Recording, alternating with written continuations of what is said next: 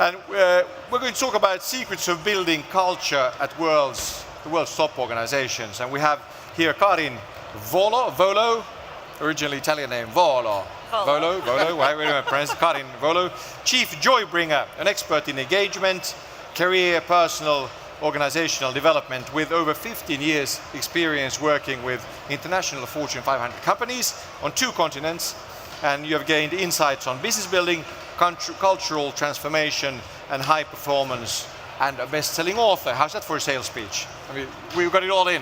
Well, I'm sorry, what? Best-selling author. Yes. I said, how's that for a sales pitch? Oh, I mean, thank you very much. Thank you. The book is Engage, yes. It's all about engagement. Vineet, Nayar, it was a great presentation. Thank you very much. Thank you. People heard it and saw it a while ago. Business exec, former president and CEO, HCL Technologies, author and philanthropist, which we're going to talk more about. And for your social philanthropy, you've been cited by Forbes magazine in its 48 heroes of philanthropy list this year. Yes. Congratulations for that. True. That's true. Hey, secrets of building culture at world's top organizations. Are we the new, we'll start with that, is this a new paradigm? Are we the new sort of business culture, organization culture? What do you say? So I truly believe that... Or is it time for it at least now? Yeah, it is time, because what choice do you have? Why? A lot of people are struggling to try and innovate on new product, new market, new pricing, new proposition. A lot of hogwash has been said about marketing. I think we are trying to wrap the old stuff in new paper and try and sell it to customers. Because of digital, the customers are becoming more intelligent. And therefore, that axis of innovation is dying. And few entrepreneurs are getting it right, but a lot of organizations are stuck in mud, unable to succeed. And therefore, there is an opportunity for you to excite your workforce by transforming the culture axis and get actually high returns. So if you can excite your workforce to do more for you, you can get more innovation going, you can get more energy going, and with the same customer, same product, same market, same service, you can get more done. So I believe cultural transformation and exciting your employees, and the management and the leadership being in the business of enthusing, encouraging, enabling the employees is the only way organizations can deliver high returns in today's market. And Karin, is it a question of just sort of a new, better trimmed product, or has the old business culture, is it gone? Is it sort of, it doesn't work anymore? It's a dinosaur. It's dying. Because of social media, because of, what's a big game changer? We have several global trends that are affecting the way we do business out in the world, and a lot of it is being driven by technology. And what's happening is that companies are realizing that the way they used to do business isn't working anymore. And it's being driven by the demographics of the young generation coming in, the millennials. Who think of the world in a different... Looking at the world in a very different way. They want purpose-driven companies, companies that mean something, that are doing something that's meaningful. Social entrepreneurship with something more than just bringing sort of maximum business profit to owners. It's not about the profits anymore, it's about the impact. What kind of an impact can a business have in the world? And that's really where you start bringing it into the company to work with the culture and to work with it in a way that transforms the organization and that people can go to work loving what they do. Gallup says 87% of the workforce is disengaged or actively disengaged. That means 87% of people aren't happy at work. That's miserable. We weren't born to be miserable. That's great. Which good. I mean, Peter Diamandis. We were not born to be miserable. Yeah, that's great. I'm going to use that.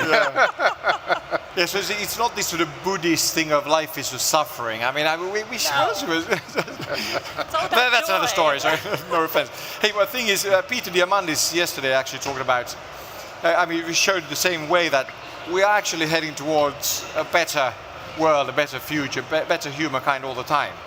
Which is this part of? Is this actually, as a trend, as a mega trend, part of it? Part of that? So, changing work culture? So pardon my saying it, I am not sure I see proof that we are heading towards a better world. I think in the 70s, we were very good in creating managers who could manage better resources.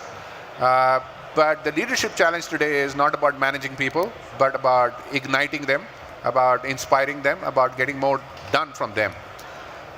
Do we have enough people who think on those lines? Do we have enough people who are trained to do that? Do we have enough joy bringers? I'm not sure. Or even chief joy bringer. Chief joy bringer. I'm so sorry. Yeah. We need more. And an author. Right. Yeah, exactly. I'm not sure. And therefore, I'm optimistic yet concerned that not enough people are thinking on this axis. And I truly believe that the leaders are very smart. If they understand that this motivating employees could be the strategic competitive advantage they could create, then they will apply their mind, and then I can believe that the world tomorrow is going to be better than world yesterday. But today we are obsessed about being millionaires and billion-dollar valuations and billion-dollar cash flows. The human is not in the center of our solution. The human is not center of our strategy, and I think we as a world need to do more. So meaning greed dominates in a wrong sense still having too much of it? Yeah, I'm not worried about greed, predominantly because if greed results into positive actions where the society improves and everybody gains, I don't have a problem with that. Greed as a motivation, I'm not against. But if greed is at the cost of people, if the greed is by trouncing people, then what difference is there between Idi Amin and our CEOs? I believe none. But, excuse me, we had this earlier panel here that said that actually companies that are prospering at the expense of their community, so that time is supposed to be gone. I mean, it's supposed to be so that we're moved into a better world in that sense. I mean, we have the social entrepreneurs, we have people who think of creating, shared better value for their own communities and stuff. So in that sense, aren't we already in a better I have to say, culture? I think it depends on what you focus on. So if you focus on the negative, of course you're going to see a lot of negative out there. If you focus on the positive, you're going to see a lot of the positive out there. And we just have to have leaders that are inspiring people and understand that humans are not resources. Humans are people, and how can you bring out the best of them, just like Vineet was talking about. And working on that axis of culture, I love that paradigm shift of thinking, of change your perspective a little bit, and things will change around you. paradigm shift? Do you see it? Has it happened? It's happening. We're It's in the middle happening. of it. It's not over. We're in the middle of Okay, it. okay, that's good. Hey, and then of course a very radical idea, putting the employees before the customers. Yeah, I think How's that? I think the core idea. Is it even allowed? Are we allowed to do it, to put the employees before the customers? To go back to your original question and then link it to this, right? The customers, because of the digital, have now become a force to reckon with. You can't cheat them, and therefore you have to behave socially responsibly. You have to add to the community if you want to win my trust and you want me to use the product. That is not true with the employees, right? And therefore, the ethos which we came up with is that what is the core business of any company? To create differentiated value for our customers. Who creates the differentiated value and differentiated experience? Our employees. So what should the role of managers and management be? And our answer was, the role of managers and management has to be nothing but to enthuse, encourage, enable these employees to create the differentiated value. And therefore, the management has to be accountable to the employees.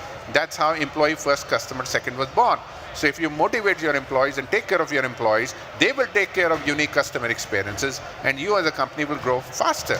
So from 2005 to 2013, we grew six-folds, despite recession and market cap, revenues, profitability, highest in customer satisfaction, highest in employee satisfaction, with no new product innovation, no new service innovation, no new market, just because of an enthused workforce, which is the example I believe more and more people should look at. Karin, what's your thought? I think culture gives you that competitive advantage that people are looking for, and it's the responsibility of leaders to understand that and embrace that and bring it into the company and know that working with culture is a strategic business strategy that can really transform the way that you bring out the best of the people. But the thing is, of course, the question, why haven't we been talking about this 20 years ago already? Why now? I mean, have we truly not had this in companies before? I have to say, it comes back to technology. Information is out there, we're all connected, and information is passing so quickly. And we are engaged in a different way than Yes, ever absolutely. And it's being driven a lot by this younger generation coming into the workplace. By 2020, 75% of the workforce is going to be this millennium group. That's a huge shift. I think she's making a very valid point that there used to be in the past that an employee will walk into your doors, you shut the doors, and the employee is inside the doors. Today, each employee has a digital entity, and that digital entity is telling the world what he or she thinks of your company. And that has a voice. And therefore, you need to be very, very careful, and that's how a lot of things are happening in the world. So the digital advent has dramatically changed the way you see employees in your strategy for growth. Well, I have 3 minutes left here, but do we need these all hierarchies? You know, like Carlson with his pyramids that you can throw away and stuff. I mean, do we need these hierarchical organizations that look like, you know, we have a box here, 3 boxes here, 6 boxes here, you know, 12 down there? That's changing. It's becoming a networked organization. So no need for these old school organizations? We're shifting away from it, I would say. I believe you need them predominantly because we are increasingly getting into an environment where control is very critical, especially on compliance issue. But I think while you create the pyramid, you should also create an inverted pyramid. So you create what I call star organization or networked organization, where the employee is accountable on compliance issues in a pyramid structure, but for innovation, for ideas, for transparency, there is an inverted organization. Transparency is a key word, of course. Transparency is key because, you know, me as an employee should feel that I have a fair share of opportunity to be able to do what I really want to do. And if that happens, it's a star organization. I mean, everything is so visible, so companies today really have to sell yourself to employees because they think of themselves as customers in a way and not employees anymore. Is that a real Employees shift? are the customers internally, and trust is so vital. That's where the transparency comes in, because that's a way you create trust. Being transparent and letting the information be open allows you to be able to build that deeper relationship, that emotional connection, and have that deeper level of trust that you need to inspire people. I believe ordinary employees, you will get ordinary results. Extraordinary employees will give you extraordinary results. If you want extraordinary employees, then you will create environments which are for extraordinary people, which is more empowered, more enthusing.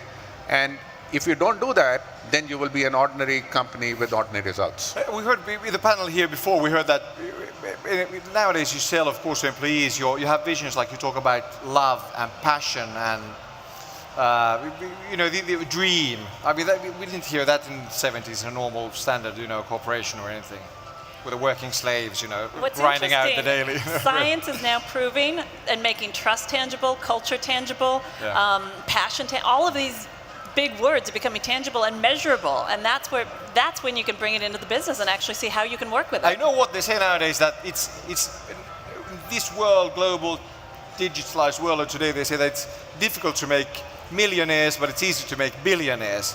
In a way, which is, you know why it's good?